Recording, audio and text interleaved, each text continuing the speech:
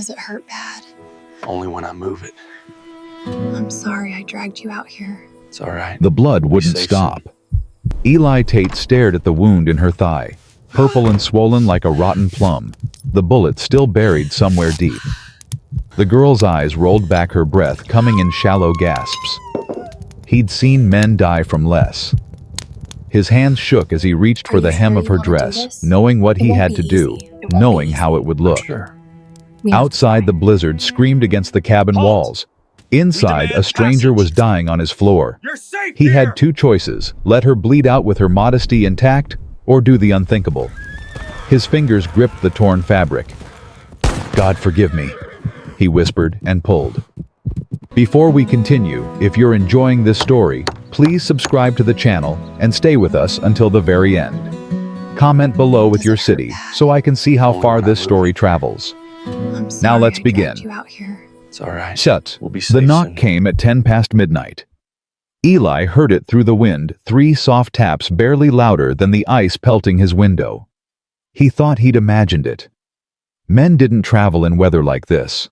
Animals holed up. Even wolves had the sense to stay in their dens. But then it came again. Knock, knock, knock. He grabbed his rifle and moved to the door, his boots heavy on the wooden floor. The fire crackled behind him, the only sound besides the storm trying to tear his cabin apart. He pressed his ear to the wood. Nothing. Then a sound. Small. Broken. A whimper. Eli threw the bolt and yanked the door open. The wind nearly ripped it from his hands. Snow blasted into the cabin, and there, crumpled on his porch like a discarded rag, was a girl. Not a girl. A woman. Young, maybe 20.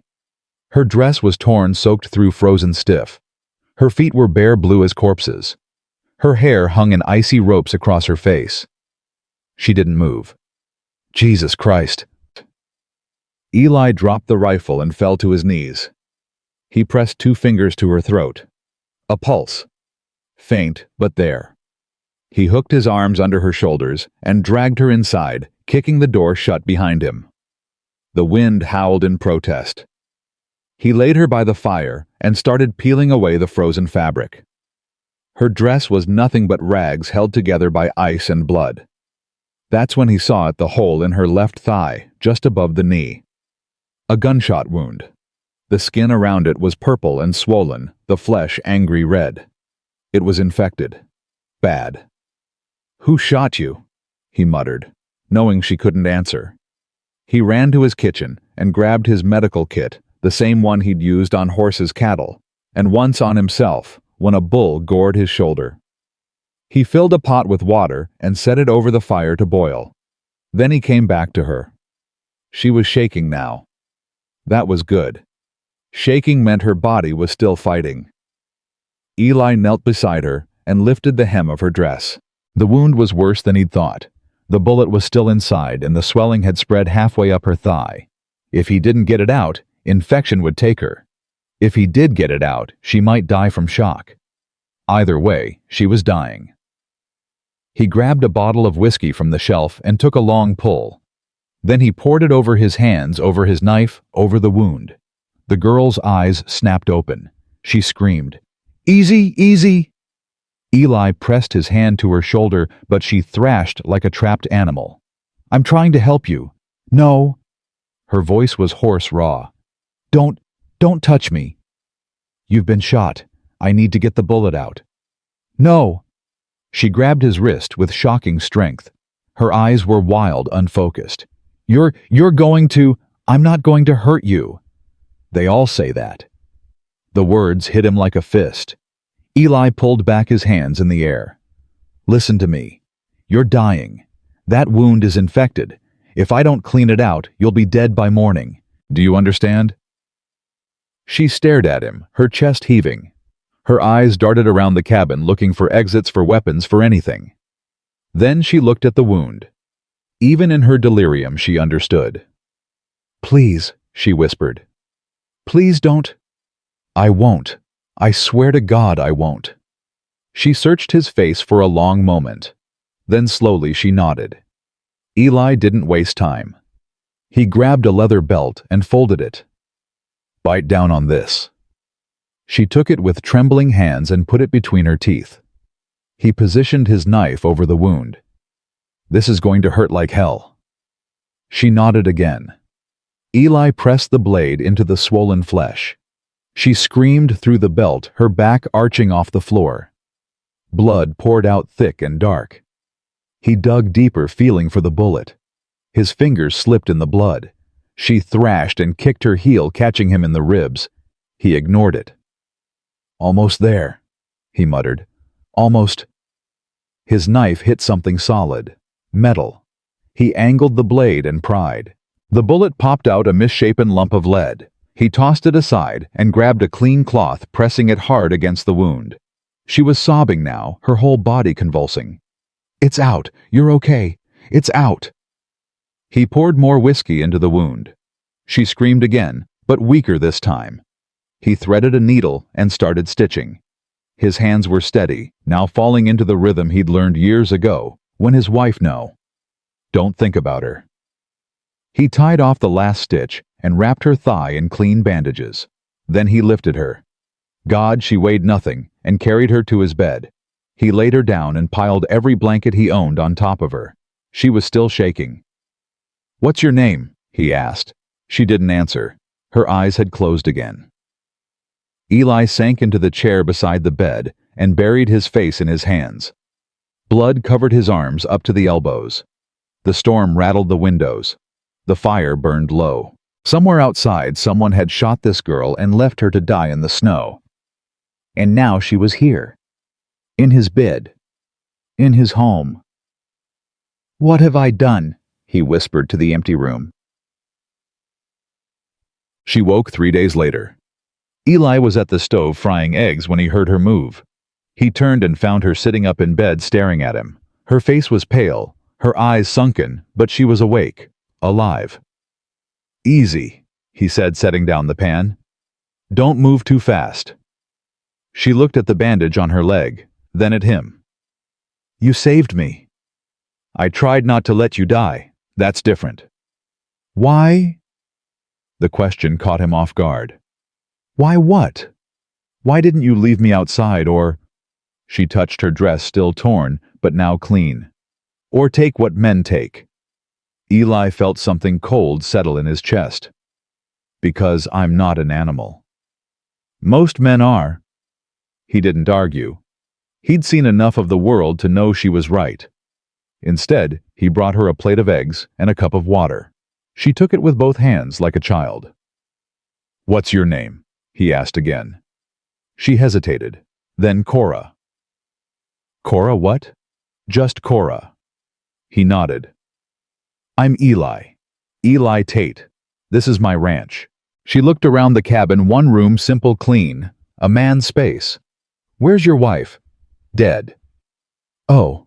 She stared at her eggs. "I'm sorry." "It was 3 years ago." "Still, I'm sorry." They sat in silence. Outside, the storm had finally broken. Sunlight streamed through the windows, turning the snow blindingly white. Cora ate slowly, like she'd forgotten how. "Who shot you?" Eli asked. She stopped eating. "Does it matter?" "You showed up half dead on my porch with a bullet in your leg. Yeah, it matters. They'll come looking for me." "Who will?" She set down the plate. Her hands were shaking again. "Bad men. Powerful men. Men who own people." Eli felt his jaw tighten. "There's no slavery anymore. Lincoln." "Lincoln freed the blacks," she said quietly. "Nobody freed the whores." The word hung in the air like smoke. Eli looked at her, really looked at her, and saw the bruises he'd missed before. The finger-shaped marks on her arms. The split lip that had healed crooked. The way she flinched when he moved too fast. "Tell me," he said. So she did.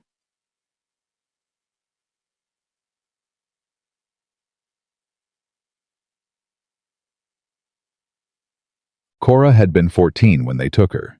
Her mother had died of fever, her father of drink, and she'd been left alone in Kansas City with nothing but the clothes on her back. A woman with kind eyes and a silk dress had found her begging outside a church, offered her work, food, a warm bed. She took me to a place called the Magpie's Nest, Cora said, staring at her hands. A brothel, but I didn't know that's what it was. Not at first. The nest was run by a man named Silas Burke, who owned half the judges and lawmen in 3 counties. Girls didn't work there, they were owned there, branded like cattle, sold like horses. He burned his mark into my shoulder, she said, and pulled aside her dress to show him. The scar was old, a crude design of a bird with spread wings. So everyone would know I belonged to him. Eli's stomach turned. How'd you get away? I didn't. Not at first. I tried when I was 16. They caught me before I made it to the train station. Silas himself brought me back. Her voice went flat. He broke 3 of my ribs and locked me in the cellar for a month. After that, I stopped trying. But you tried again? I had to. She looked up at him, and her eyes were fierce. 2 weeks ago, they brought in a new girl. She was 15, just a baby. Silas said he had buyers coming, rich men politicians. They were going to auction us off. Not for a night. Forever, like slaves. Jesus. The sheriff was there, Judge Miller, all of them drunk and laughing. When they tried to take the girl upstairs, She stopped, swallowed. I grabbed a knife from the kitchen and I stabbed Judge Miller in the arm. Then I ran. And they shot you. The sheriff did. I made it to the door before he fired. I thought I was going to die in the street, but I kept running. I ran for 2 days. I don't even know how I found your cabin. I saw the light in your window and I thought maybe someone will help me. She looked at him with something like hope, something like fear. They'll come for me, she whispered. They'll kill me. And anyone who helped me. Eli stood and walked to the window. The snow stretched out in every direction, blank and endless. Somewhere out there, men were looking for this girl. Men with badges and money and guns.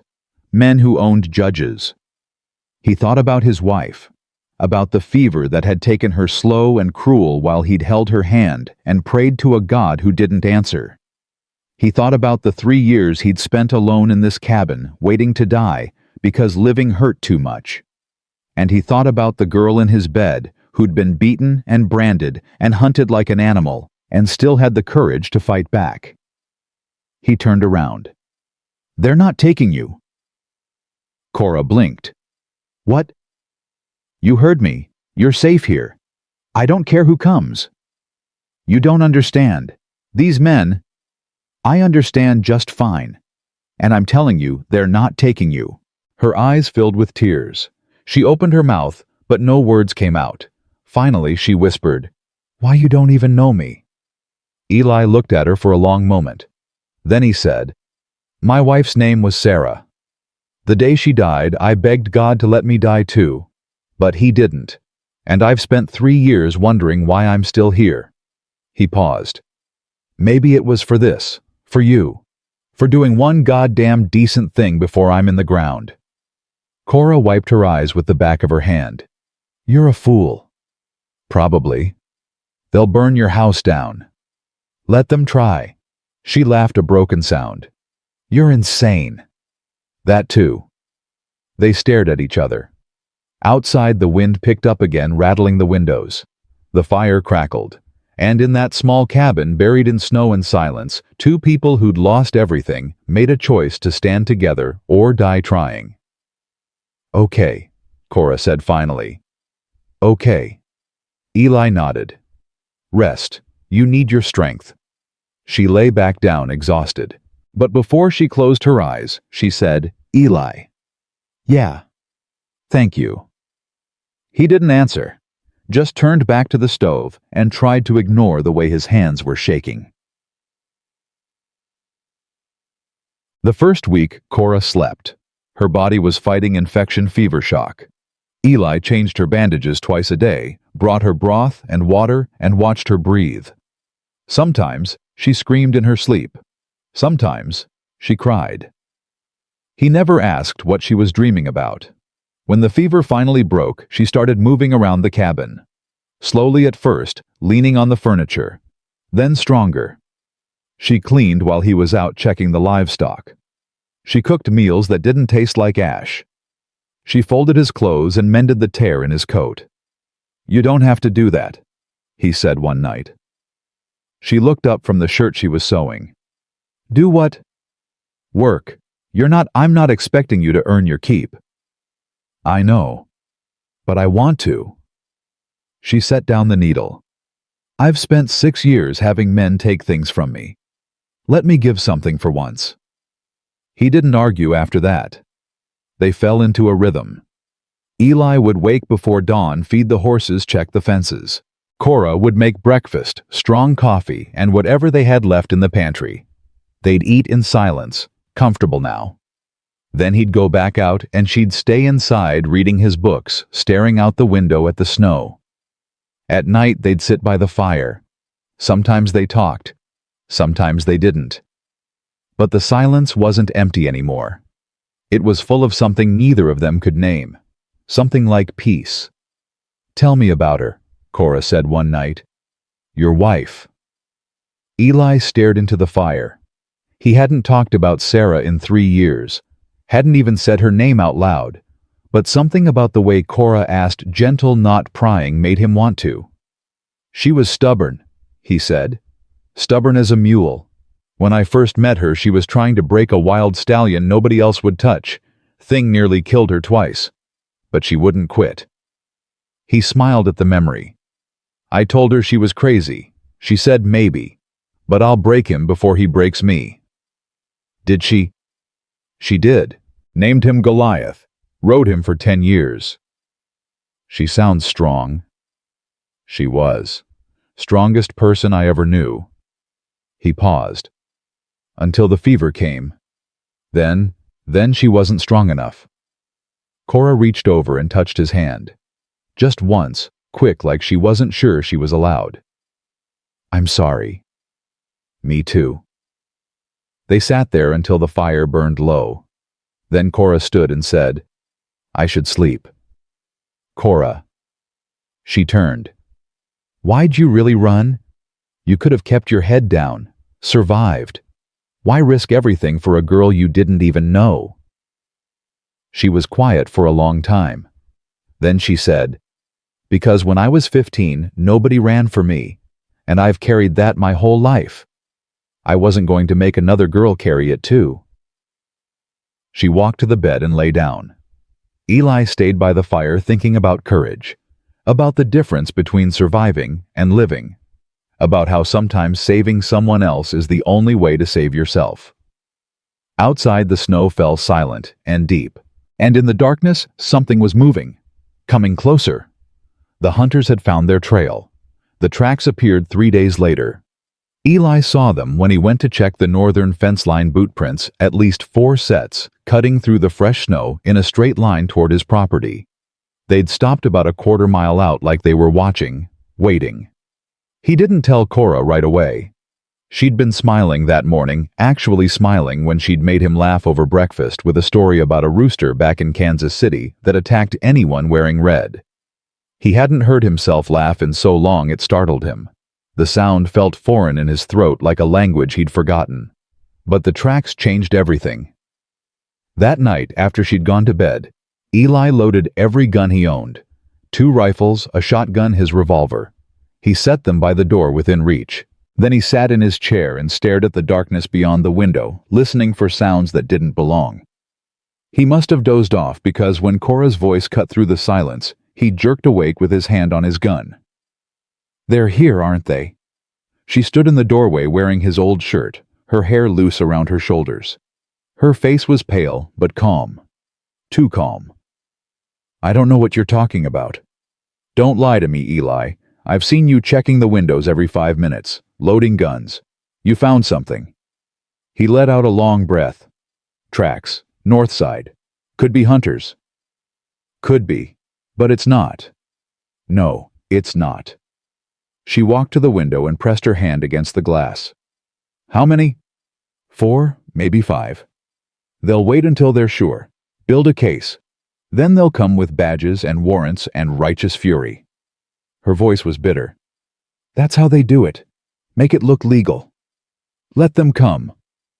She turned to face him. You can't fight the law, Eli. I can if the law's wrong. That's not how the world works. You know that. He stood and crossed to her. Then maybe it's time the world worked different. She stared up at him, and something passed between them, something heavy and unspoken. Fear. Determination. Something else he didn't have a name for yet. They'll kill you, she whispered. Maybe, but they'll have to go through me to get to you. Her eyes filled with tears. She turned away quickly, wiping them with her sleeve. You're a fool. You keep saying that. Because it's true. But she was smiling when she said it, sad and small. They stood there in the darkness, two people who barely knew each other, bound together by circumstance and something neither wanted to name. Outside, the wind picked up. The cabin creaked, and somewhere in the night, men were planning their next move. Morning came cold and sharp. Eli was splitting wood when he heard the horses. 3 riders coming up the road, moving slow and deliberate. He recognized the man in front, Sheriff Grady, a boulder of a man with a rust-colored beard and eyes like chips of ice. The 2 behind him were deputies, young and nervous hands hovering near their guns. Eli set down his axe and waited. Grady pulled his horse to a stop 20 feet away. Tate. Sheriff. Mind if we have a word? Seems like you already are. Grady's mouth twitched, not quite a smile. We're looking for someone. Girl, early 20s, dark hair. Goes by Cora. She's wanted for attempted murder and theft. That's so. Judge Miller down in Bridger Creek says she stabbed him during a robbery. He's offering a reward for information leading to her capture. Grady leaned forward in his saddle. You seen anyone matching that description? Eli kept his face neutral. Haven't seen anyone. Storm's been keeping folks inside. That's what I figured. But I had to check. Grady glanced at the cabin. You doing all right out here by yourself? Must get lonely. I manage. I bet you do. The sheriff straightened. Well, if you do see this girl, you let me know. She's dangerous, unstable, might say anything to get sympathy from a good-hearted man. He paused. Hate to see a decent fellow like you get mixed up in something ugly. The threat was clear. Eli didn't blink. Appreciate the concern, Sheriff. Grady studied him for a long moment. Then he nodded to his deputies and turned his horse. You take care now, Tate. These are troubled times. Man never knows when trouble might find him. They rode off, disappearing into the white landscape. Eli stood there until they were out of sight. Then he went inside. Cora was pressed against the wall beside the window, her face drained of color. They're going to come back. I know. What are we going to do?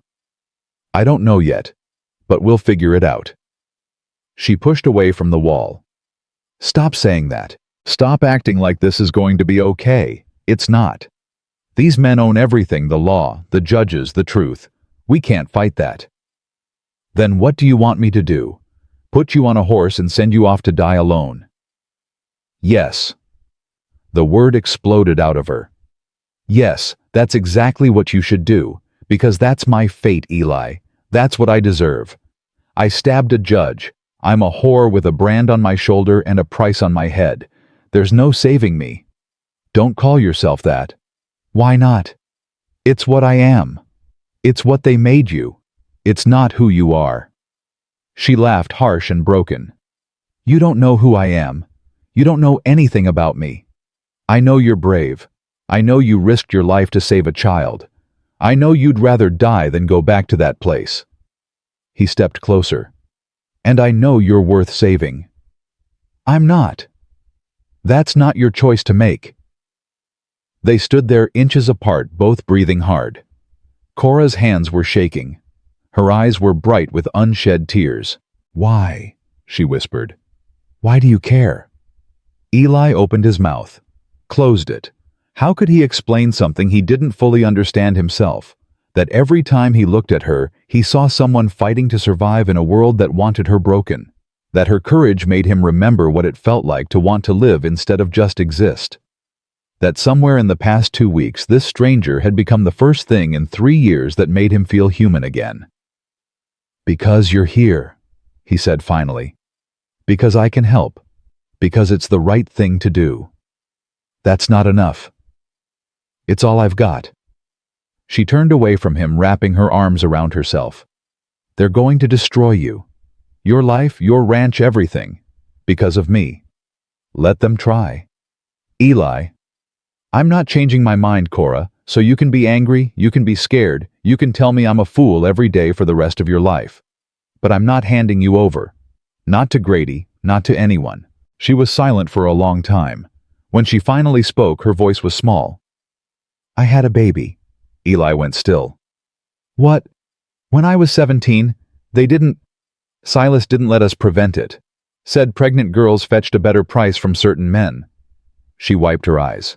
"I hid it as long as I could, bound my stomach, wore loose dresses, but eventually they figured it out." "What happened?" "They took her. The day she was born, Silas pulled her from my arms and gave her to a woman who paid him $500. I never even got to name her." Her voice cracked. "I heard her cry once, just once. Then she was gone." Eli felt something break inside his chest. "Cora, every girl who comes into that place, I look at her and wonder if she's mine, if she's the baby they stole. I know it's impossible. I know the odds, but I can't stop hoping." She turned to face him, tears streaming down her face. "That's why I ran. Not just for that 15-year-old girl. For every girl. For my daughter wherever she is. Because if I don't fight, who will?" Eli crossed the room and did something he hadn't done in 3 years. He reached out and pulled another human being into his arms. Cora stiffened, and he almost let go. But then she collapsed against him, sobbing into his chest, while he held her and felt every wall he'd built around his heart start to crumble. "We'll find her," he said into her hair. "I don't know how, but we'll find her." "You can't promise that." "I just did." She pulled back and looked up at him with red-rimmed eyes. "They took my wife, but they'll never take you. That's what you said. But Eli, they already took everything from me. There's nothing left. There's you. You're still here, still fighting. That's not nothing. It feels like nothing. I know. God, I know." He touched her face, wiping away tears with his thumb. "After Sarah died, I used to wake up every morning and think, what's the point? Why get out of bed? Why keep going? And I didn't have a good answer. Still don't. But then you showed up half dead on my porch, and suddenly I had a reason again. To save the broken girl. To remember I'm not dead yet. That there's still good I can do. Still fights worth having." He smiled sadly. "You saved me too, Cora. You just don't know it." She searched his face like she was looking for a lie, but she didn't find one. Finally, she nodded. "Okay. Okay. Okay. We fight. Together. Until they kill us or we win." She took a shaky breath. "But I need you to promise me something. Anything. If they catch me, if this goes wrong, you let me go. You don't die for me. Promise." Eli looked at her for a long moment. Then he lied. "I promise."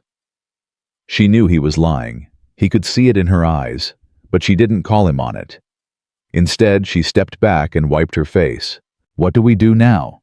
"Now we get ready, because Grady's coming back, and when he does, we need to be prepared." They spent the next 3 days turning the cabin into a fortress. Eli reinforced the door with extra timber and metal brackets. He stacked bags of grain in front of the windows to stop bullets. He filled every container they had with water and rationed their food supplies. Cora helped, working silently beside him, her face set with determination. At night, they took turns keeping watch. During Eli's shifts, he'd sit by the window, with his rifle across his knees, listening to Cora breathe in her sleep. During her shifts, he'd lie in his makeshift bed by the fire and pretend he couldn't feel her watching him. On the fourth day, a rider came alone. Not Grady this time, but Judge Miller himself, his arm in a sling from where Cora had stabbed him. He was a thin man with a pointed face and calculating eyes. He didn't bother dismounting. "Mr. Tate," he called from the road, "I believe you have something that belongs to me." Eli stepped out onto the porch, rifle in hand. "I don't have anything of yours, Judge." "Don't you, the whore who tried to murder me? I have witnesses who say they saw her heading this direction during the storm." "Your witnesses are mistaken." Miller smiled without warmth. "Let me make this simple. Give her up now and I'll make sure the law goes easy on you. Harbor a fugitive and you'll hang right beside her." "There's no one here but me." "I don't believe you." "That's your problem, not mine." The judge's smile vanished. "You're making a terrible mistake, Tate. I have the law on my side. I have money, influence, connections. What do you have? A dying ranch and a hero complex. I have a clean conscience. Can you say the same?" Miller's face darkened. "Last chance. Bring her out. Get off my land." For a moment, Eli thought the judge might try something. His hand moved toward his coat, but then he seemed to think better of it. "This isn't over." "I didn't think it was." Miller wheeled his horse around and rode off. Eli stayed on the porch until he disappeared. When he went back inside, Cora was sitting at the table, her hands folded in her lap. "He'll come back with an army," she said quietly. "Let him." "Eli, maybe you should—" "No." "You don't even know what I was going to say."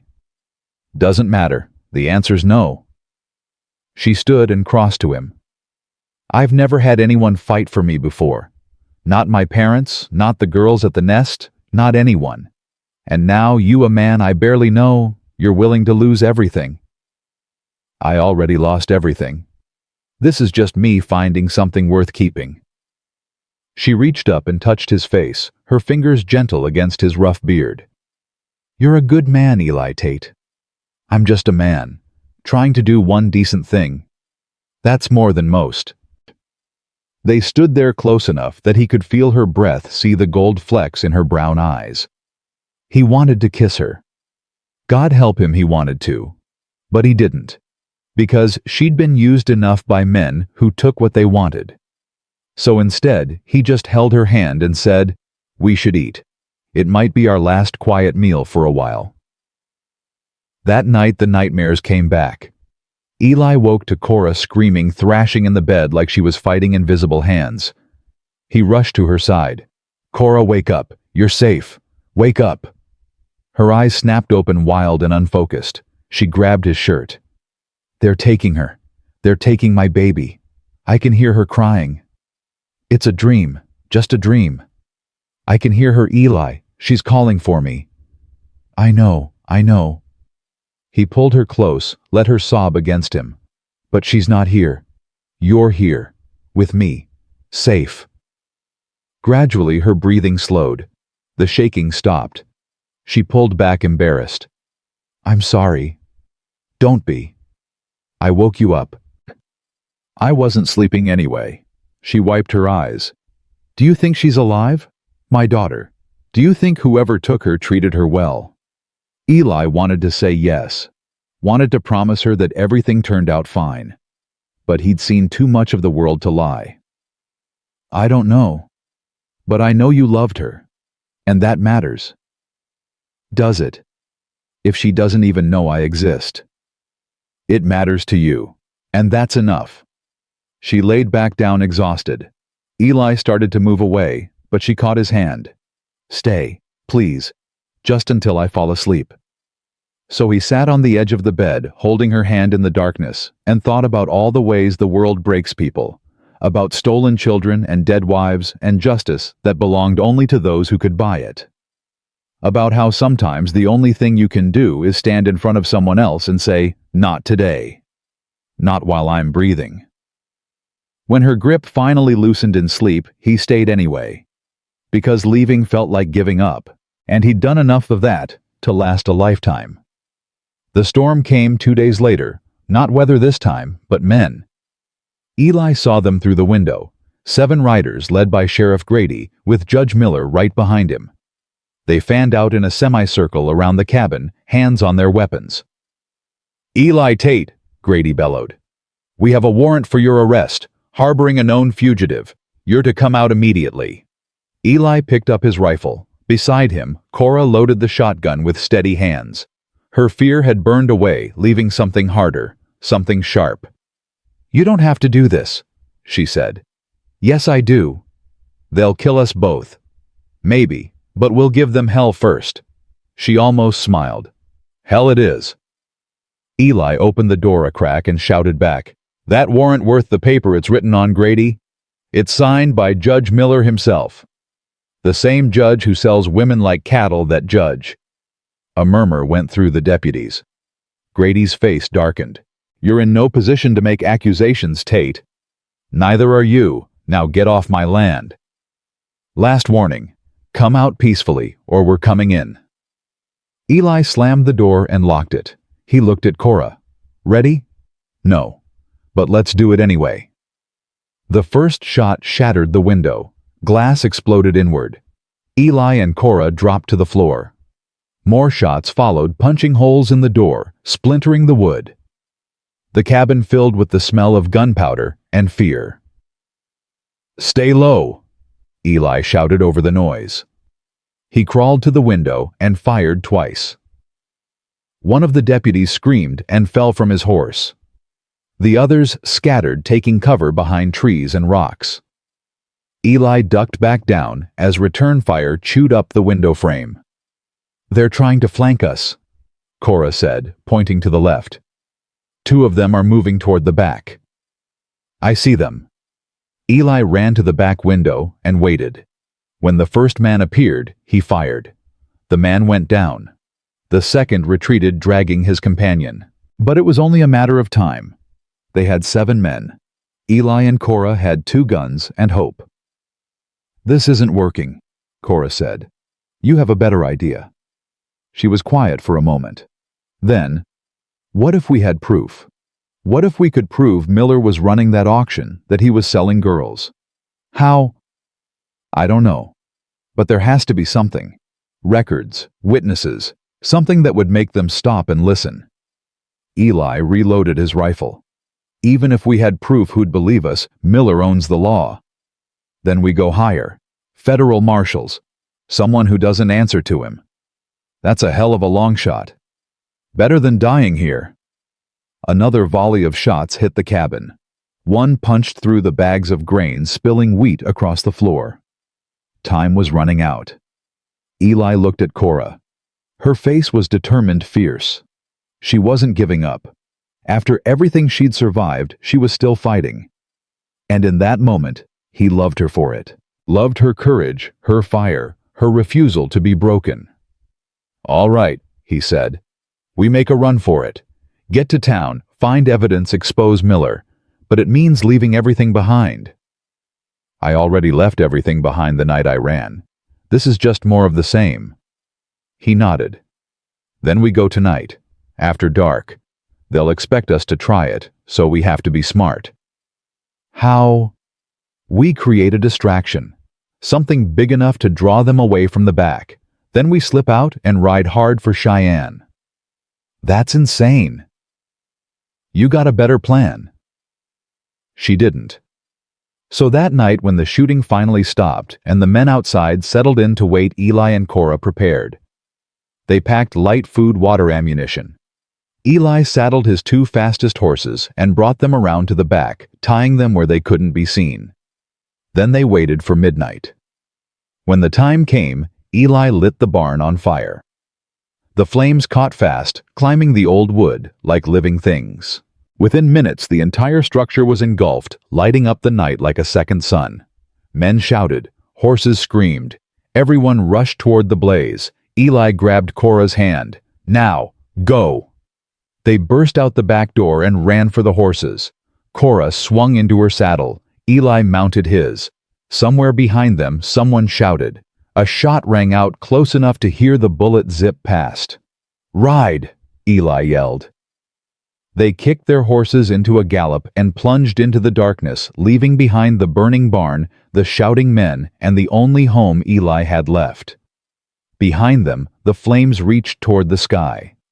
Ahead, the night swallowed them whole. And somewhere between the fire and the dark, two fugitives made their choice, justice or death, but never surrender. They rode for 3 hours straight, pushing the horses hard through terrain Eli knew by heart, but Cora couldn't see. Twice they heard riders behind them close enough that Cora's hand went to her gun, but each time the sounds faded, swallowed by distance and darkness. When they finally stopped to rest near a frozen creek, Cora slid from her saddle and nearly collapsed. Eli caught her before she hit the ground. "I'm fine," she gasped, but she wasn't. Her leg was bleeding again, the stitches torn from the hard ride. "Damn it, Cora!" "I said I'm fine." "You're bleeding through your dress." She looked down and saw the dark stain spreading across her thigh. "Oh." Eli helped her sit against a tree and examined the wound.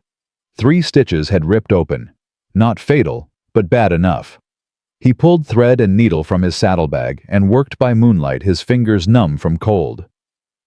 "We can't go to town," Cora said through gritted teeth as he stitched. "Miller will have men watching every road, every hotel. The second we show our faces, they'll grab us." "I know. So what's the plan?" "I'm working on it." "Work faster." He tied off the last stitch and wrapped her leg with a clean cloth. "There's a woman in Cheyenne, Martha Hendricks. She used to be a friend of my wife's. If anyone would help us, it's her." "Why would she risk it?" "Because her husband was a marshal who got killed trying to expose corruption in the territorial government. She knows what it's like to fight men like Miller." Cora considered this. "And you trust her?" "With my life." "Then I guess we better hope she feels the same about you." They rode through what remained of the night and into the gray dawn. By the time they reached the outskirts of Cheyenne, both of them were half frozen and exhausted. Eli led them through back alleys and empty lots, avoiding the main streets where Grady's men might be watching. Martha Hendricks lived in a small house on the edge of town, with a neat garden that was buried under snow and a porch that needed paint. Eli knocked 3 times. Waited. Knocked again. The door opened a crack. "It is Sayed." A woman's face appeared older than Eli remembered, with gray streaking her brown hair and lines around her eyes. But when she saw him, those eyes widened. "Eli Tate. Lord have mercy, I heard you were dead." "Not yet." "Well, you look half dead." Her gaze shifted to Cora. "And who's this?" "Someone who needs help. Can we come in?" Martha hesitated for only a second. Then she opened the door wide. "Get in here before someone sees you."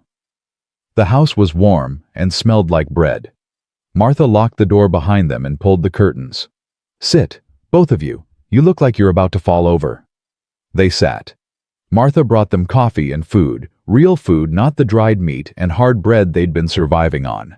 Cora ate like she hadn't seen a meal in days, which wasn't far from the truth. Martha watched them with sharp eyes. "You want to tell me what kind of trouble you're in, or should I just guess?" Eli set down his cup. "How much have you heard about you that you're harboring a fugitive? That Judge Miller's offering $1,000 for information? That Sheriff Grady burned your barn and is calling you a criminal?" She paused. "Is any of it true?" "Some of it." "Which parts?" Eli looked at Cora. She nodded. So he told Martha everything. About finding Cora in the snow. About the brand on her shoulder. About the magpie's nest, and the auction, and the night Cora stabbed Judge Miller to save a 15-year-old girl. He told her about Grady's threats, and Miller's warrant, and the choice he'd made to stand between Cora and men who treated women like property. When he finished, Martha was quiet for a long time. Then she said, "Show me." Cora didn't ask what she meant. She stood and pulled aside her dress, revealing the brand burned into her shoulder. The crude magpie wings spread like a claim of ownership. Martha's face went hard. Son of a bitch. You believe us? Cora asked. My husband spent 2 years trying to prove Judge Miller was corrupt. He collected evidence, witness statements, everything. A week before he was going to present his case to the federal marshal, someone shot him in the street. Martha's voice was steady but cold. They called it a robbery, but his saddlebags were full of documents, and they never took them, just left them lying in the mud. What happened to the evidence? Eli asked. I have it, hidden. Every piece of paper Joseph collected before they killed him. Cora leaned forward. Does it mention the nest? The girls? It mentions a lot of things. Bribery, land fraud, election fixing. But yes, there are statements from 2 women who worked at that brothel. They talk about girls being bought and sold, about men with badges protecting the operation. Martha looked at Cora. One of them might have been you. What do you mean? One of the statements describes a girl, maybe 16. Dark hair who tried to escape and was beaten so badly she couldn't walk for a month. That you... Cora's face went pale. Yes. Then you're in those documents. Your story. Your testimony. It's all there. Eli felt something like hope stir in his chest. Can we use it? Take it to someone who will listen. Joseph was taking it to Federal Marshal Clayton Ross. He's based in Denver, but he travels the circuit. Should be in Cheyenne next week for the territorial hearings. Martha stood and went to a locked cabinet. She pulled out a key and opened it, revealing a stack of papers bound with string.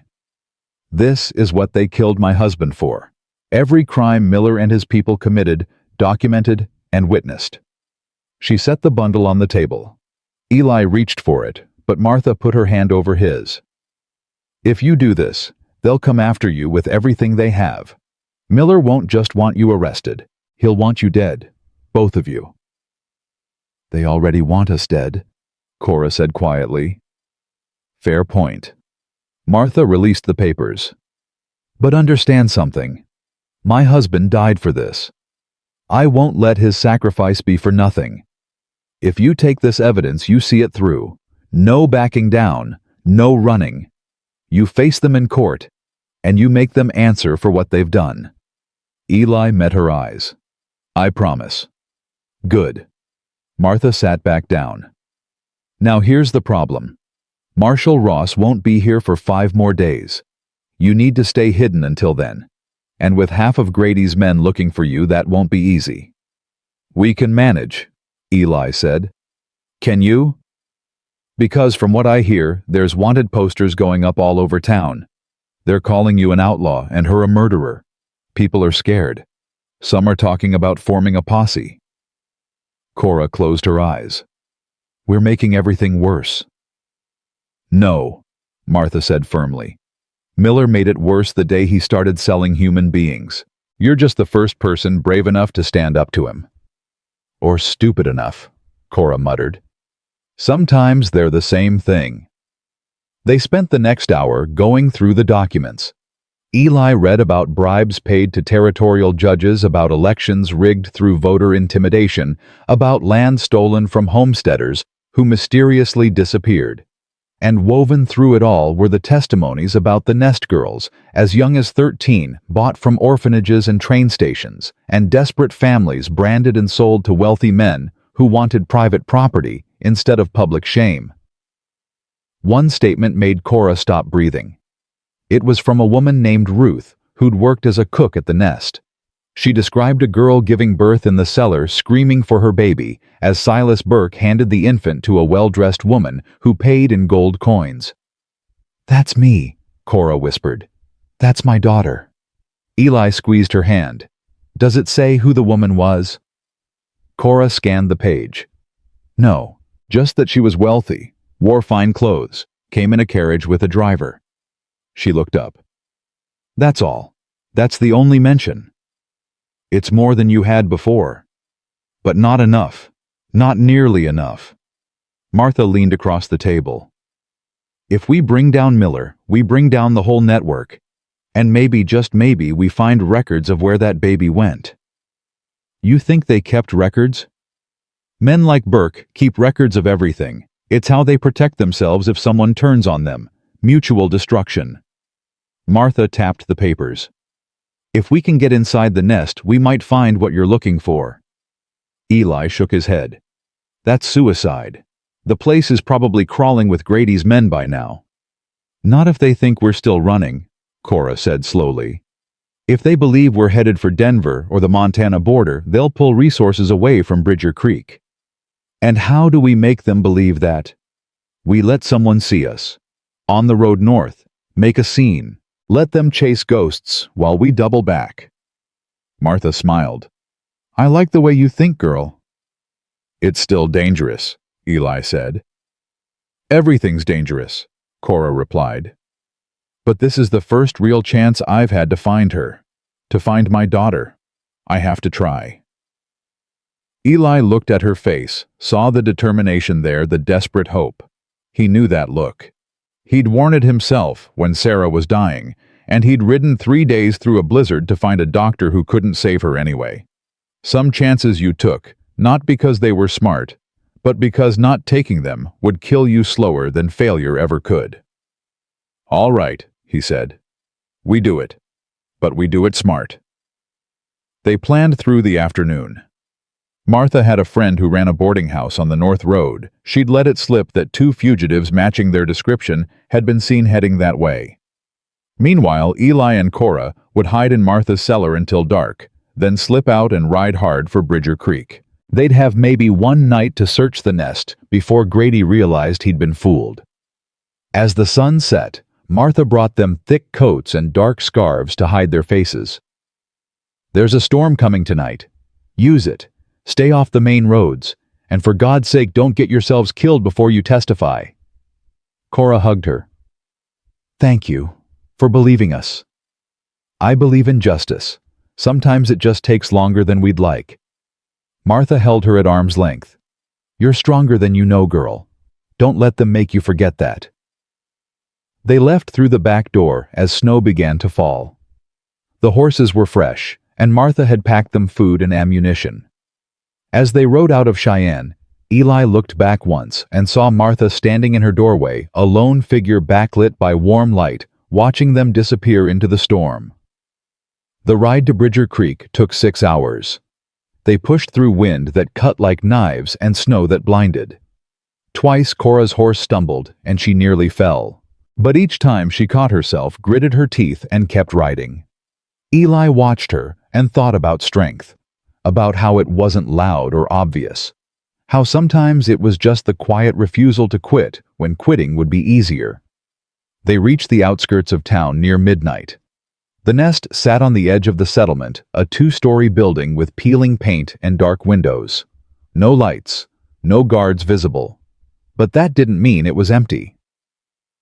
Eli dismounted and helped Cora down. Her leg was bleeding again, but she didn't mention it. They tied the horses in a grove of trees and approached on foot. The back door was locked. Eli pulled a thin piece of metal from his pocket and worked it into the keyhole. It took 3 tries, but finally the lock clicked. They slipped inside. The smell hit them first, stale perfume tobacco and something else, something rotten. The main room was empty furniture covered in sheets like ghosts. Eli moved toward the stairs, but Cora grabbed his arm. Wait, the records would be in Burke's office, 2nd floor front of the building. How do you know? I cleaned it often enough, saw where he kept his ledgers. They climbed the stairs, each step creaking under their weight. Every sound felt like a gunshot. At the top, Cora pointed to a door at the end of the hall. Eli tried it. Locked. This time he didn't bother with subtlety. He kicked it open.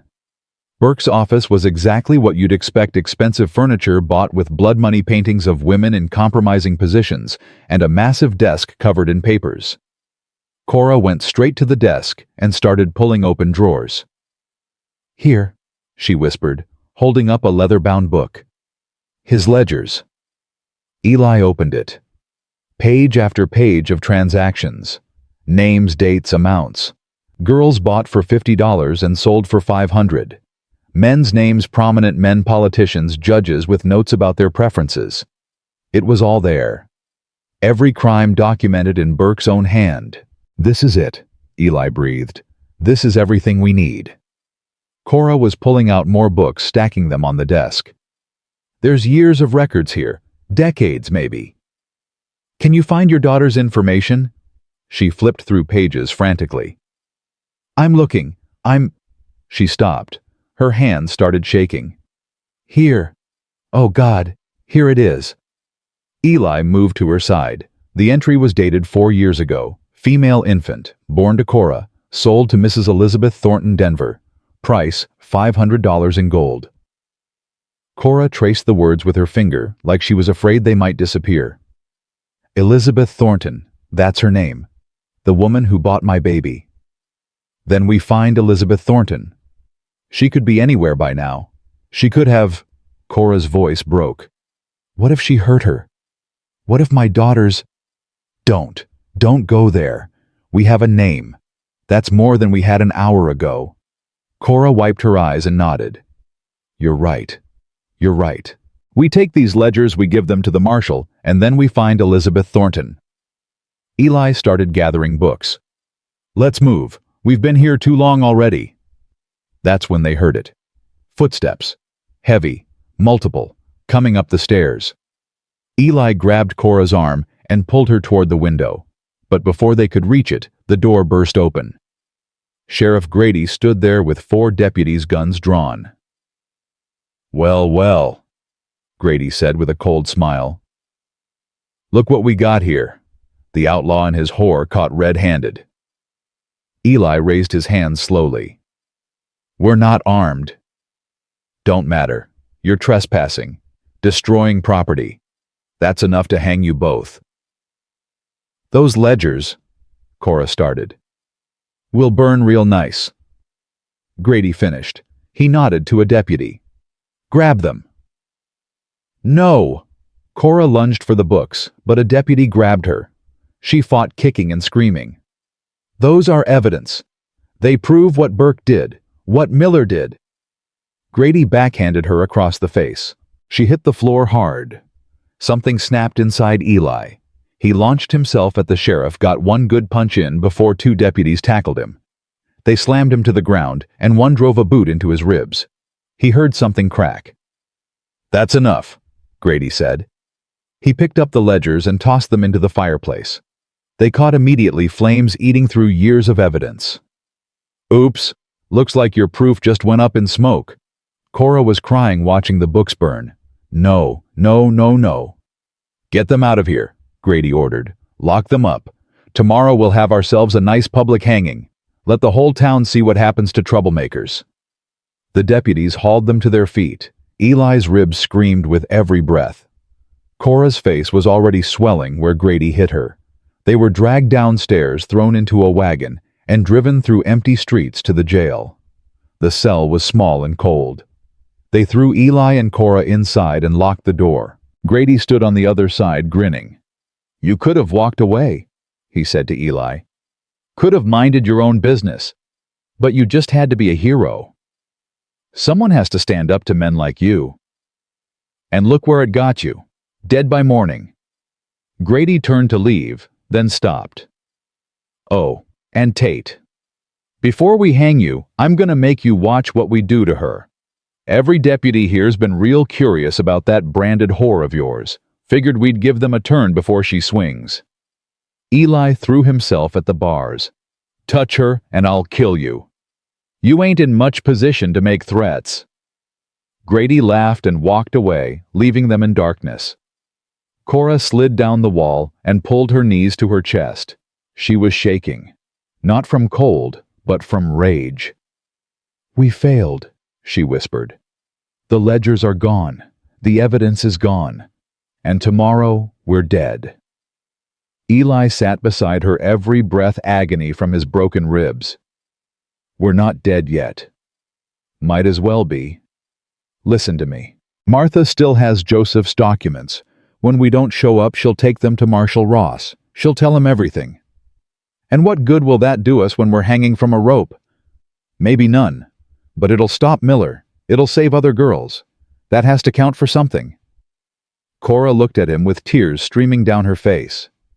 I found her, Eli. I found my daughter's name. Elizabeth Thornton. I was so close. I know. And now I'll never meet her. Never hold her. Never tell her I didn't want to give her away. That I loved her every single day since they took her. Eli put his arm around her shoulders and pulled her close. She collapsed against him, sobbing into his chest. He held her while she cried for everything she'd lost and everything she'd never have. And he thought about justice and how it was supposed to protect people like Cora, but instead protected men like Miller. How the world was backwards and broken, and maybe always had been. I'm sorry, he said quietly. I'm sorry I couldn't save you. You did save me. You gave me hope. You made me remember what it felt like to be human instead of property. She pulled back and looked at him. Thank you for that. It wasn't enough. It was everything. They sat in silence as the night wore on. Outside, they could hear men building something, the gallows probably. The sound of hammers echoed through the cell like a countdown. As dawn approached, Cora said, I want you to know something. These past weeks with you, they were the happiest I've had since I was a child. Before the nest, before everything. You gave me that. No matter what happens today, I'm grateful. Eli looked at her face, bruised and beautiful and fierce, even in defeat. I love you, he said, surprising himself with the words. I don't know when it happened. Maybe when you first opened your eyes in my cabin. Maybe when you told me about your daughter. But I love you, and I'm going to find a way out of this. How? I don't know yet, but I'm not watching you die. I won't. She smiled sadly. My hero. Your fool. Same thing. They heard footsteps. Sheriff Grady appeared with 2 deputies. He unlocked the cell and grinned. Time's up, lovebirds. Let's go make some history. They were pulled to their feet and dragged outside. The town square was packed with people, all there to watch the execution.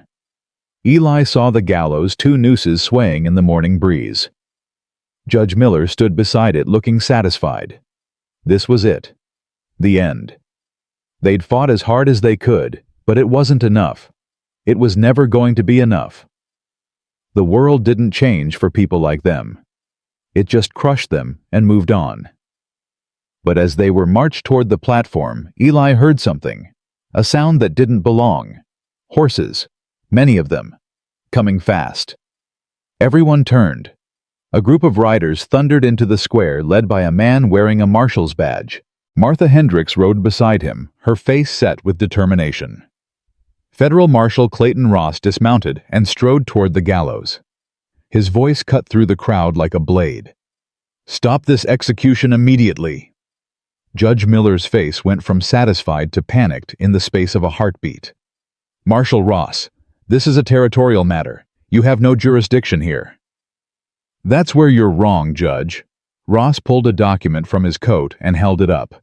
Federal warrant, signed by the territorial governor himself. Seems there's been some interesting allegations about you and your business associates. Grady stepped forward, hand on his gun. What kind of allegations? The kind involving human trafficking, bribery, and corruption of public officials.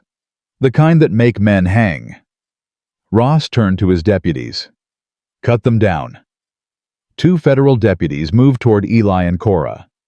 Grady's men blocked them, guns drawn. The crowd went silent, sensing violence about to erupt.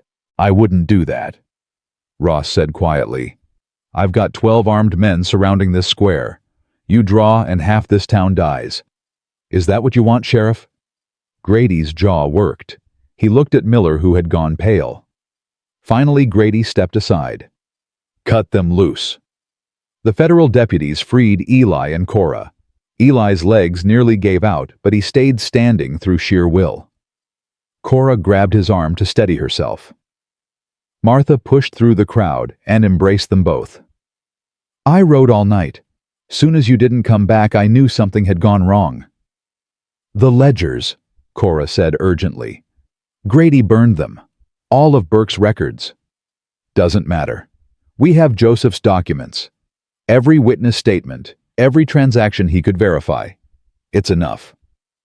Ross approached Eli and Cora. He was a hard man with gray hair and eyes that had seen too much. You two are either the bravest or the stupidest people I've ever met. Probably both, Eli said. Fair enough. Ross turned to address the crowd. Judge Miller, Sheriff Grady, and anyone else involved in the operation of the Magpie's Nest, you're under arrest. Federal charges. You'll stand trial in Denver. Miller drew himself up. This is outrageous. I'm a territorial judge. You can't just, I can and I am. Mrs. Hendricks has provided me with documentation that details your involvement in a criminal enterprise spanning 5 years. Witness statements from women you bought and sold. Financial records showing bribes paid to law enforcement. Ross moved closer to Miller. You made a lot of money destroying lives, Judge. Now it's time to pay for it. Those statements are lies, the word of whores and criminals. One of those whores is standing right here, Cora said, her voice ringing clear across the square. And I'm going to testify against every single one of you. Tell them what you did to us, what you took from us, and I won't stop until you're all in prison or dead, the crowd murmured. Some looked sympathetic. Others looked away in shame. But everyone listened. Miller's face twisted with rage.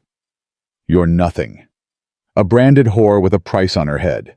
Nobody will believe you. They'll believe the evidence, Martha said, stepping forward. They'll believe the 12 other women who've agreed to testify. They'll believe the financial records showing where the money went.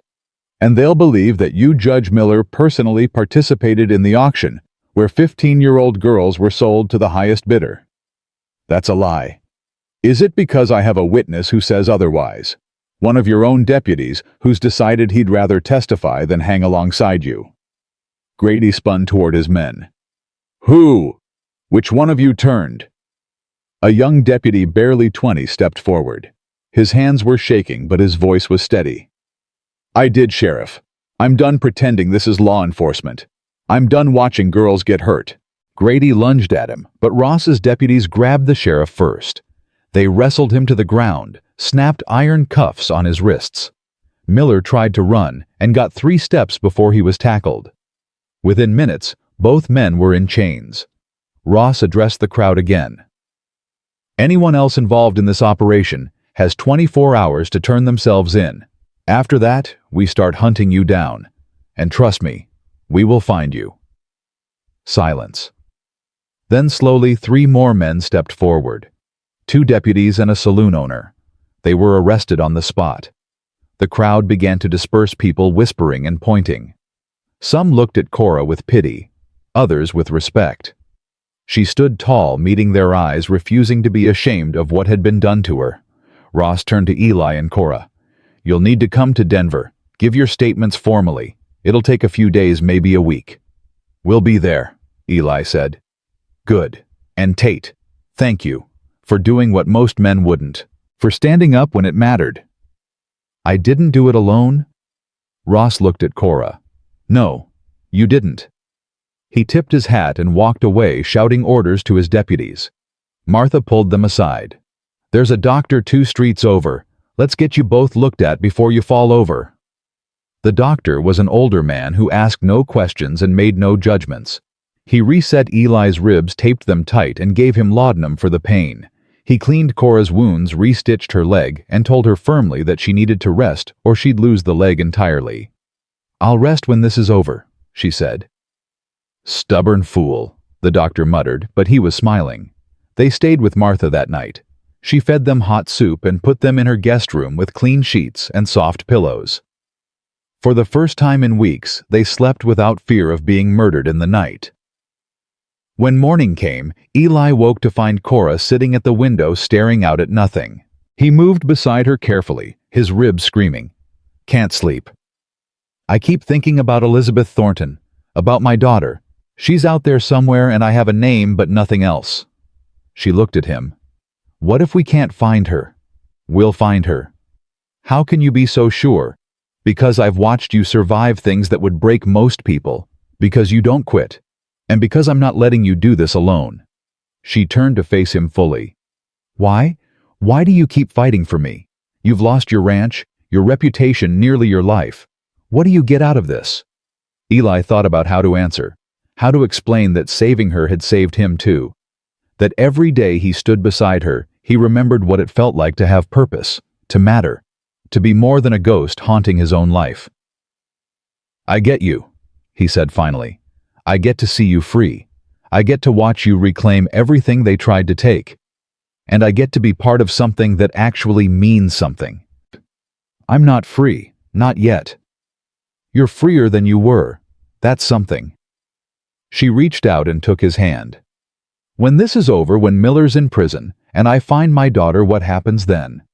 What happens to us? What do you want to happen? I don't know.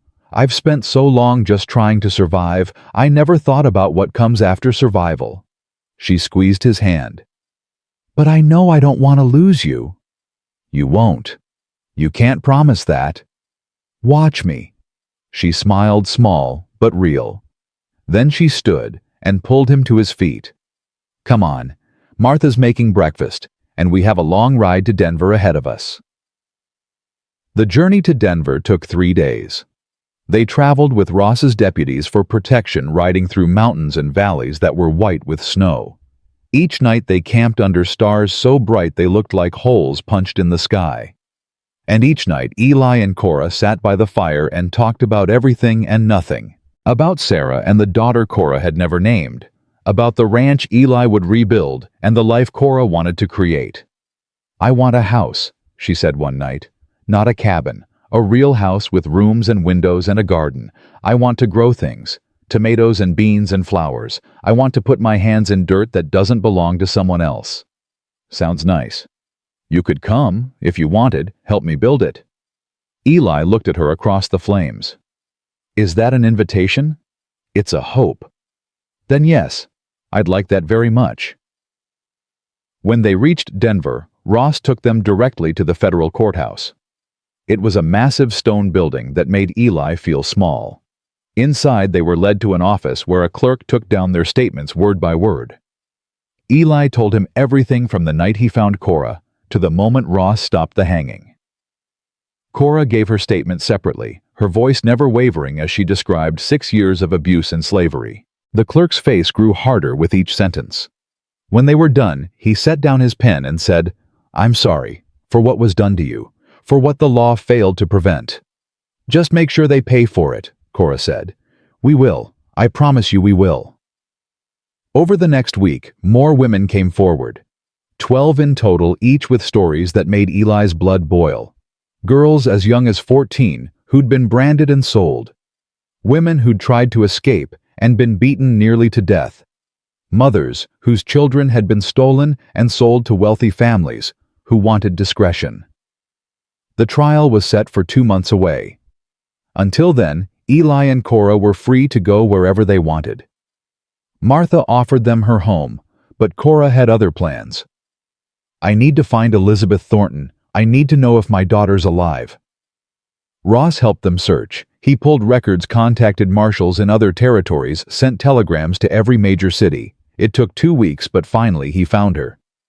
Elizabeth Thornton lives in Colorado Springs, married to a banker named Charles Thornton. No children listed in the census, but that doesn't mean anything. Cora's hands were shaking. Will you come with me to see her? Of course.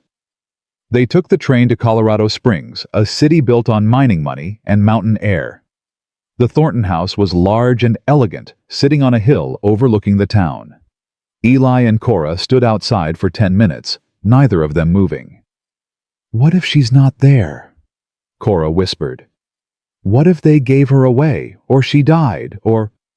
Only one way to find out. They walked up the path and knocked. A maid answered, eyeing them suspiciously. Can I help you? We need to speak with Mrs. Thornton, Eli said. It's urgent. Mrs. Thornton isn't receiving visitors. Tell her it's about a child she bought 4 years ago, from the magpie's nest in Bridger Creek. The maid's eyes widened. Wait here. She disappeared inside. 5 minutes passed. 10. Just when Eli thought they'd be turned away, the door opened again. Elizabeth Thornton stood there, a woman in her 40s with kind eyes and graying hair. She looked at Cora, and her face went pale. "Oh my God, you're her mother." Cora couldn't speak. She just nodded. Elizabeth stepped aside.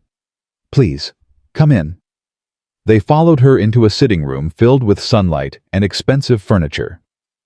Elizabeth gestured for them to sit, but none of them did.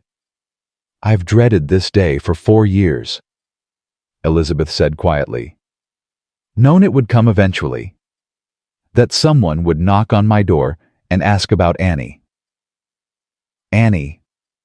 Cora's voice broke on the name. "That's what we named her.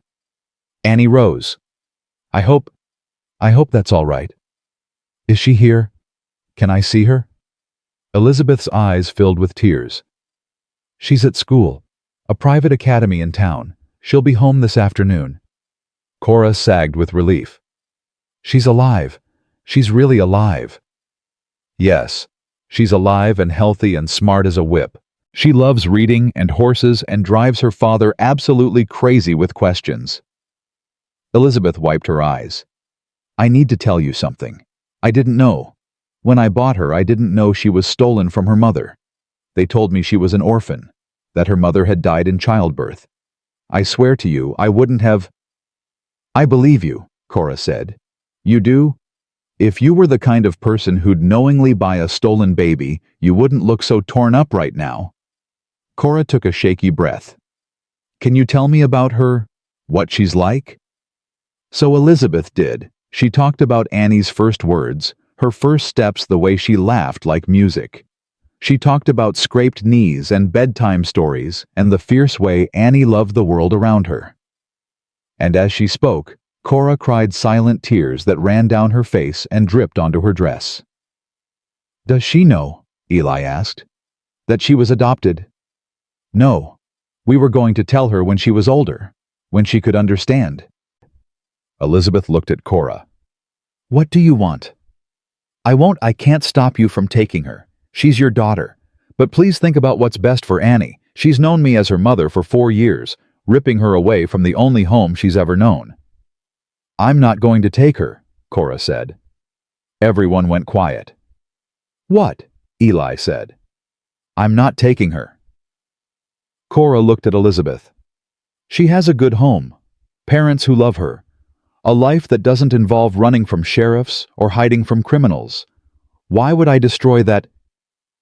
"Because she's yours," Eli said gently. "She was mine, but she's hers now." Cora turned to Elizabeth. "I just need to see her, just once. I need to know she's real, that she's safe. Then I'll walk away and never bother you again." Elizabeth was crying openly now. "You'd do that, for her. I'd do anything for her, even give her up twice." They waited in that sitting room as afternoon sun streamed through the windows. Nobody spoke. What was there to say? They were waiting for a moment that would break Cora's heart and heal it at the same time. At 3 o'clock they heard the front door open. A child's voice called out bright and happy. "Mother, I'm home. We read the most wonderful story today about—" She appeared in the doorway and stopped. She was 4 years old, with dark hair and brown eyes that were Cora's exactly. She wore a blue dress and black shoes and carried a slate under her arm. "Oh," she said, seeing strangers. "Hello?" Cora made a sound like she'd been shot. Her hand went to her mouth. "Annie, darling," Elizabeth said, her voice carefully controlled. "These are some friends of Mother's. This is Miss Cora and Mr. Eli." Annie curtsied perfectly. "Pleased to meet you." "Pleased to meet you too," Cora whispered. "Are you staying for tea? We have cakes today. Cook made them special." "I don't think—" Elizabeth started. "Yes," Cora said. "Yes, I'd love to stay for tea." They sat in that elegant room and drank tea from china cups while Annie told them about her day, about the book she was reading and the friend she'd made, and the kitten she desperately wanted, but father said no because they already had 2 cats. Eli watched Cora watch her daughter. saw the hunger in her eyes, the love and longing and terrible restraint. She wanted to touch Annie's hair, pull her close, tell her everything, but she didn't. She just listened and smiled, and let this child who didn't know her talk about a life Cora would never be part of. After an hour, Annie's tutor came to take her for lessons. She said goodbye politely and left. As soon as she was gone, Cora collapsed in her chair. "Thank you," she said to Elizabeth, "for letting me see her, for taking care of her." "I'm sorry," Elizabeth said. "I'm so sorry for what was done to you. If I'd known—" "You didn't, and you gave her a life I never could have. That's enough. Will you come back? Visit sometimes?" Cora shook her head. "It would confuse her, and it would break me. I need to let her go." They left soon after, walked down that hill in silence. When they reached the street, Cora finally broke down. She bent double sobbing, and Eli held her while she cried out 4 years of grief and longing. "I found her," she gasped. "I found her and she's perfect, and I have to walk away. I know. It's not fair. Nothing about this is fair. No, it's not." They stood there on that street corner while people walked past and pretended not to see. And when Cora's tears finally ran out, she straightened up and wiped her face. "Okay," she said. "Okay, let's go back to Denver. Let's finish this. Let's make sure no other mother has to lose her child the way I lost mine." The trial began 6 weeks later. The courthouse was packed with reporters and spectators, all wanting to see powerful men brought low. Judge Miller sat at the defendant's table, looking smaller than he had in Bridger Creek. Beside him sat Sheriff Grady Silas Burke and 3 other men involved in the operation. The prosecution called witness after witness. Women who testified about being branded and sold, men who'd paid bribes, a bookkeeper who'd kept records of every transaction. And then they called Cora. She walked to the witness stand wearing a simple blue dress Martha had bought her. She placed her hand on the Bible and swore to tell the truth. Then she looked directly at Miller and began to speak. She told them everything. About being 14 and desperate. About the kind woman who lured her to the nest. About 6 years of rape and beatings and degradation. About the brand burned into her shoulder. About the baby torn from her arms. About the night she stabbed Miller to save a 15-year-old girl from the same fate. The courtroom was silent except for her voice. Some people cried, others looked away. But Miller never blinked, never showed an ounce of remorse. When she was done, the prosecutor asked, "Miss Cora, after everything you suffered, why did you keep fighting? Why not just give up?" Cora looked at Eli sitting in the gallery. "Because someone showed me I was worth fighting for. And once I believed that I couldn't stop." The jury deliberated for 2 hours. When they came back, the foreman stood and read the verdict. On the charge of human trafficking, we find the defendants guilty. On the charge of bribery and corruption, guilty. On the charge of conspiracy to commit kidnapping, guilty. Miller's face went gray. Grady cursed. Burke started crying. The judge sentenced them each to 20 years hard labor. Miller stood and shouted, "This is a travesty. I'm a judge. I have rights." "You had rights," the judge said coldly. "You gave them up when you started trading human beings like cattle. Take them away." The deputies dragged them out while they screamed and cursed, and Cora sat in that witness stand and watched them go with dry eyes and a straight back. Afterward, outside the courthouse, Martha found them. "You did it. You actually did it." "We did it," Cora corrected. "Without your husband's evidence, none of this would have happened." Joseph would have been proud. Martha hugged them both. "So what now? What's next for you two?" Eli looked at Cora. "I think we're going to build a house. With a garden. And maybe some chickens." "And a cat," Cora added. "Definitely a cat." "That sounds perfect," Martha said, smiling. They left Denver the next day, heading west toward land Eli had scouted years ago, but never developed. Good land with water and timber and room to breathe. As they rode, Cora said, Do you think she'll be okay, Annie? I think she'll be better than okay. She'll have the life you wanted for her. I hope so. I hope she grows up strong and free and never knows what it's like to be owned. She will. Because of you. Because you fought to change the world she lives in. Cora was quiet for a moment. Then she said, I think I'd like to help other girls, ones who escaped places like the Nest. Give them somewhere safe to stay while they figure out what's next. A refuge. Something like that. A place where they can be human again. Then that's what we'll build. A house with room for healing. She smiled at him, real and bright. When did you get so wise? When I met you. Liar. Maybe. But it's a nice lie. They rode through afternoon sun that turned the snow to gold. And somewhere ahead beyond the mountains was a future neither of them could see clearly, but both were brave enough to reach for anyway. Spring came slowly to the valley, melting the snow inch by inch and revealing brown grass that would soon turn green. Eli and Cora spent those first weeks living in a tent while they cleared land and cut timber. Every morning they woke to birdsong and cold air. Every night they fell asleep exhausted, their hands blistered and backs aching. But they were building something. Something that belonged to them and no one else. The house took shape over 2 months. It wasn't grand, just 4 rooms with a stone fireplace and real glass windows, but it was solid. Built to last. Cora planted her garden as soon as the ground thawed, pushing seeds into earth that had never known her touch before. She worked in the dirt until her fingernails were black and her knees were stained, and she smiled the entire time. You look happy, Eli said one afternoon, watching her from the porch he was building. I am happy. Is that strange? After everything, maybe a little. She sat back on her heels and looked at him. I spent 6 years believing I'd never be free, that I'd die in that place with Burke's brand on my shoulder and nothing of my own.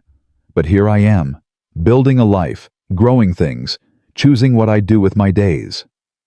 She touched the soil. This is mine, Eli. Mine. Nobody can take it.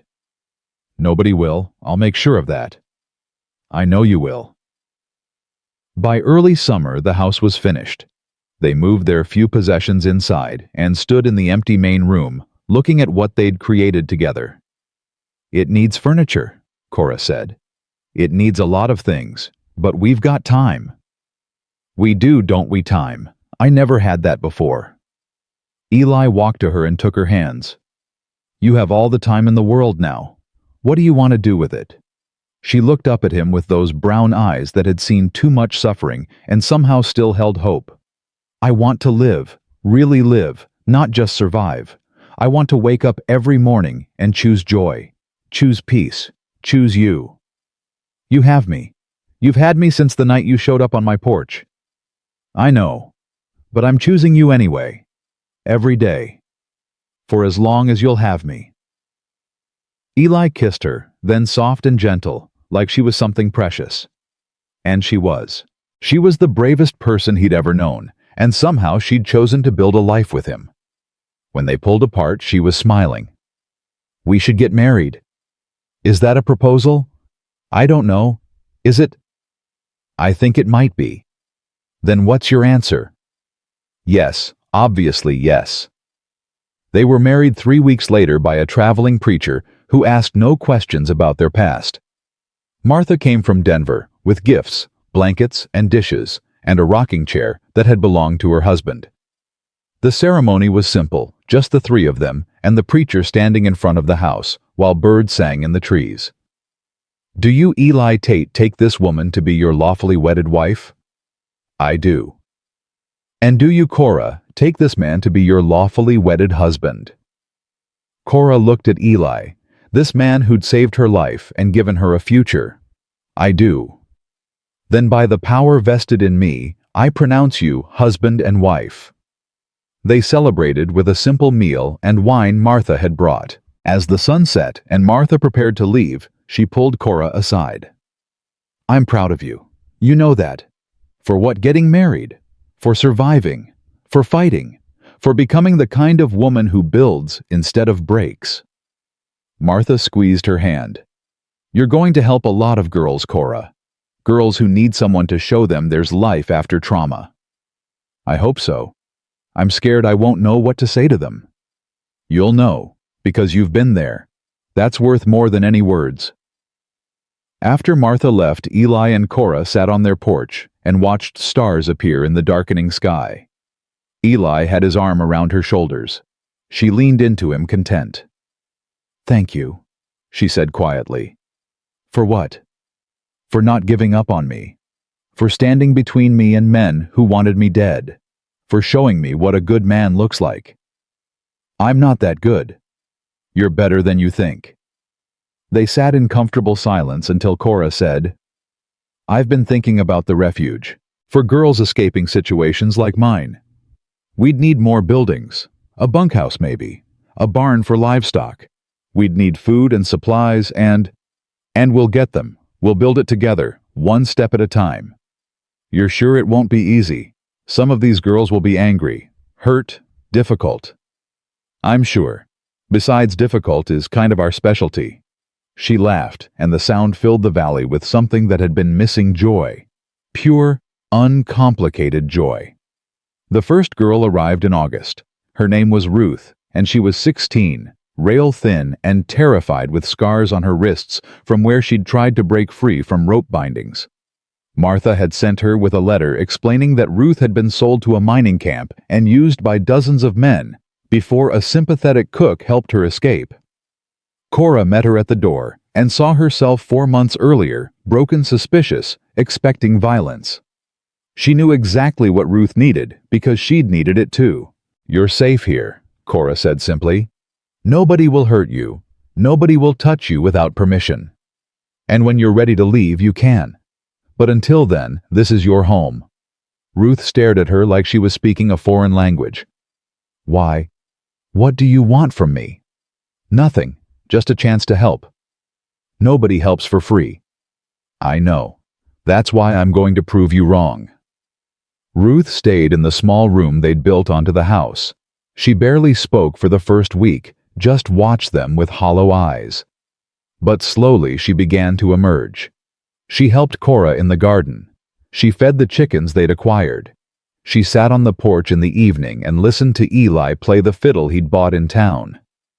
One night, 3 weeks after arriving, Ruth said, I had a sister. They took her same time they took me. I don't know where she is. Don't know if she's even alive. Cora set down her mending. What's her name? Lily. She's only 14. We'll look for her. I can't promise we'll find her, but we'll try. Why would you do that? Because I know what it's like to lose someone and spend every day wondering if they're okay.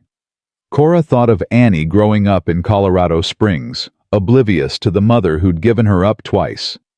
Because maybe this time we can reunite a family instead of tearing one apart.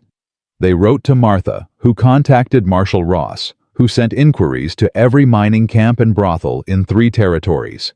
It took 2 months, but finally word came back. Lily was in a camp near Silver Creek alive, but in bad shape. Ross arranged her rescue. When she arrived at the ranch, Ruth ran to meet the wagon and pulled her sister into her arms. Both of them crying and holding each other like they'd never let go. Eli watched from the porch and felt something tight in his chest loosen. This is good work we're doing. It is, Cora agreed. But it's not enough. There are hundreds of girls out there. Thousands maybe. We can't save them all. No, but we can save the ones who find us. That has to be enough. By winter, they had 5 girls living with them. 5 survivors who were learning to be human again instead of property. Cora taught them to read and write and manage money. Eli taught them to defend themselves, to shoot and ride and survive alone if they had to. But mostly, they taught them that not all men were monsters, and not all kindness came with a price. The girls helped build a larger bunkhouse and clear more land for planting. They laughed and fought and cried and healed. And slowly, one by one, they began to believe in futures they'd thought were lost forever. One December morning, a wagon broke down near their ranch. Eli went to help and found a woman with 3 children, 2 boys and a girl, all shivering in the cold. Her husband had died of fever 2 weeks back, she explained, and she was trying to reach her sister in Montana. "Your axle's cracked," Eli said after examining the wagon. "You're not going anywhere until it's fixed." "I don't have money to pay." "Didn't ask for money. Come up to the house. Get warm. We'll fix it tomorrow."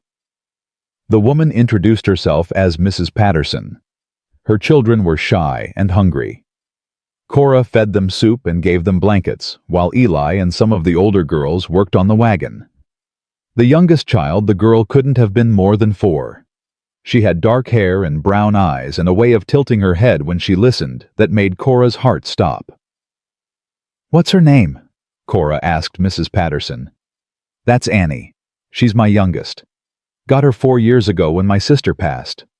Poor thing was just a baby, but she's been such a blessing." Cora went very still. "Your sister?" "Yes. Elizabeth was her name. Elizabeth Thornton. Lived in Colorado Springs. She died of pneumonia last winter and asked me to take Annie. Said the girl's father, her husband Charles, couldn't care for a child alone after losing his wife." The room tilted. Cora grabbed the table to steady herself. "Annie Thornton." "That's right. Do you know—" Mrs. Patterson stopped seeing Cora's face. "Are you all right?" Cora couldn't speak, couldn't breathe. She looked at the little girl sitting by the fire, humming a tune Cora had sung 4 years ago in a brothel cellar while labor pains tore her apart. Eli was beside her, suddenly his hand on her back. "Cora." "That's her," she whispered. "That's my daughter." Eli's eyes went wide. He looked at the child, then at Cora, then at Mrs. Patterson. "Are you certain?" "I'd know her anywhere. She has my eyes, my mother's chin. And that song?" Her voice broke. "That song is the lullaby I sang when she was born, before they took her." Mrs. Patterson looked between them, confused and frightened. "I don't understand." Cora forced herself to breathe, to think clearly. She could grab Annie right now, tell Mrs. Patterson the truth, claim her daughter and never let go. But what would that do to this child who'd already lost one mother, who'd been uprooted again and dragged across the frontier by strangers? She thought about Elizabeth Thornton, who'd given Annie love and security, about the life that had been stolen and then gifted back, about what a mother's love really meant, not possession, but sacrifice. "Nothing," Cora said finally. I must have confused her with someone else. She just reminds me of someone I once knew." Eli started to protest, but she squeezed his hand hard. Later she mouthed. They fixed the wagon the next morning. Mrs. Patterson thanked them profusely and prepared to leave. As she gathered her children, Annie approached Cora. "Thank you for the soup," she said politely. "It was very good." Cora knelt down to the child's eye level. Her daughter, her baby, the girl she'd given up twice already. "You're welcome, sweetheart. You take care of your aunt all right." "I will." Annie tilted her head. "Are you sad? You look sad." "A little, but seeing you helped." "Why?" "Because you remind me that good things can come from terrible pain. That life goes on, and people survive, and sometimes, if you're very lucky, you get to see that the sacrifices you made mattered." Annie didn't understand, but she smiled anyway. Then she hugged Cora quickly and ran back to her brothers. As the wagon pulled away, Eli put his arm around Cora. "Why didn't you tell her?" "Because she's had enough loss. Because dragging her into my past would only hurt her. Because—" Cora's voice cracked. "Because sometimes love means letting go, even when it kills you." "Are you sure?" "No, but I'm at peace with it. She's alive and healthy and cared for. That's more than I dared hope for." Cora wiped her eyes. "Besides, I saw her. I got to speak to her. I got to know she's going to be okay. How many mothers in my situation ever get that?" They stood there watching the wagon disappear into the distance. When it was gone, Cora turned to Eli. "I want to have a baby, with you, our child. One I get to keep and raise and watch grow up." Eli pulled her close. "Are you ready for that?" "I don't know if anyone's ever ready, but I'm willing to try." "Then we'll try, together." The seasons turned. Winter melted into spring again. The refuge grew, adding more buildings and taking in more girls. Some stayed for weeks, others for months. A few never left, choosing to build their lives in this community of survivors who understood what it meant to remake yourself from broken pieces. Cora's stomach began to swell with new life that summer. The girls celebrated sewing tiny clothes and building a cradle. Ruth and Lily had become like sisters to Cora, and they fussed over her like mother hens. "You're doing too much," Ruth scolded one afternoon. "Sit down before you fall down." "I'm pregnant, not dying." "Tell that to your swollen ankles." Cora laughed and sat, putting her feet up on a stool Eli had made. She watched the girls working in the garden, heard their voices mixed with birdsong and wind. This was what healing looked like. This was what freedom felt like. Eli sat beside her and took her hand. Nervous.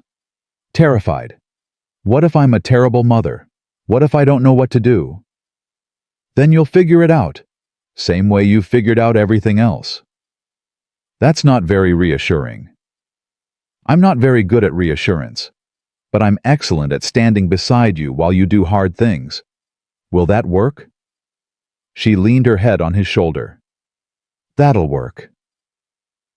The baby came in October during a storm that rattled the windows and shook the house. Cora labored for 18 hours with Martha and 3 of the girls helping. When the baby finally arrived, a girl with dark hair and Eli's gray eyes, Cora held her and sobbed with joy and grief and gratitude all mixed together. "What will you name her?" Martha asked. Cora looked at Eli. They'd discussed this during the long nights of her pregnancy. "Sarah Rose, after Eli's first wife and the future we're building." "It's perfect," Eli said, tears running down his face. "She's perfect." They raised Sarah in a house full of women learning to trust again. She grew up hearing stories of courage and survival. She learned that strength came in many forms, and that the family you chose mattered as much as the family you were born into. On Sarah's first birthday, Cora stood on the porch holding her daughter while Eli played his fiddle and the girls danced in the yard. The sun was setting, painting the sky gold and pink. Everything they'd built, the house, the refuge, the life, spread out before them, like a promise kept. "Are you happy?" Eli asked during a pause in the music. Cora looked at him. This man who'd pulled her from the snow and shown her that goodness still existed in a brutal world. She looked at their daughter sleeping peacefully in her arms. She looked at the girls who'd found sanctuary here and were slowly, painfully becoming whole again. "I am," she said. "For the first time in my life, I'm choosing happiness instead of just surviving pain. And it's because of you.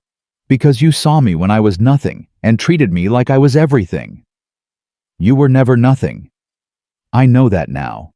It took me a long time, but I know." The music started again.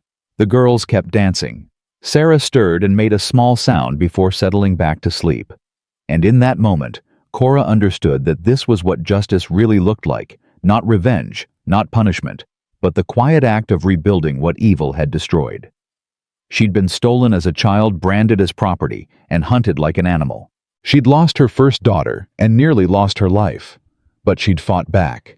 She'd stood up when standing up meant death. She'd chosen courage over comfort and dignity over survival. And now, standing on this porch with her husband beside her, and her daughter in her arms, and her chosen sisters dancing in the yard, she'd won something no one could ever take away. She'd won herself back. Years would pass. More girls would come and go. Sarah would grow up strong and fierce and kind.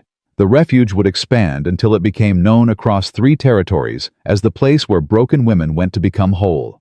And Eli and Cora would grow old together, their love deepening with each season, each challenge, each quiet morning and storm-filled night. But in that moment on Sarah's first birthday, with music filling the valley and hope rising like smoke from the chimney, Cora made herself a promise. She would never forget where she'd come from. Never forget the girls still trapped in places like the nest. Never forget that freedom was something you fought for every single day, not something granted by laws or protected by badges.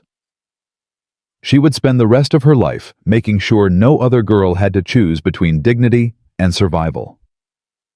Making sure no other mother had to give up her child to men who saw humans as merchandise. Making sure the world became a little bit better, one rescued girl at a time. Because that's what survivors did. They turned their pain into purpose. They built futures from ruins. They loved fiercely and fought harder and refused to let evil have the final word. And standing there in the golden light of evening, surrounded by everything they'd built from nothing, Cora knew, with absolute certainty, that she'd done exactly what she'd set out to do. She'd reclaimed her body, her voice, her name. She'd found her daughter and let her go with grace. She'd created a sanctuary for the lost and broken. And she'd loved a good man who'd loved her back without conditions or demands. She was free. Truly, finally, completely free. And no one, not Judge Miller rotting in prison, not Sheriff Grady breaking rocks in the sun, not the ghost of Silas Burke, or the memory of the magpie's nest could ever take that freedom away. This was her life now. This was her victory. And it was enough.